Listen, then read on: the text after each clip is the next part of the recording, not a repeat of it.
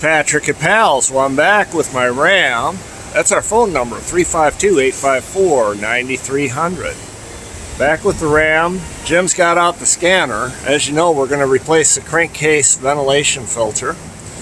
But I've got a check engine light on. That's unusual. Usually you don't have a check engine light with that service. So Jim's going to find out what's going on. Now, take a look at this, folks. He's got his pad up on the steering wheel. And it used to be we had to run a cord from the pad to the junction block. Not anymore.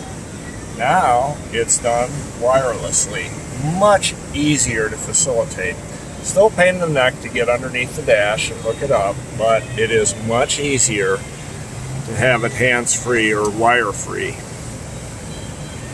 The Autel scanner is going through the process now to scan it, and we're going to find out why the check engine light's on.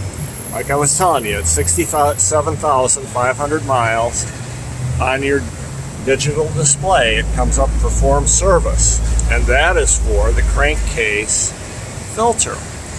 Surprising it doesn't tell you that, but it doesn't. You have to figure it out. But that is for that, but I've also got a check engine light. So that's what Jim is doing now.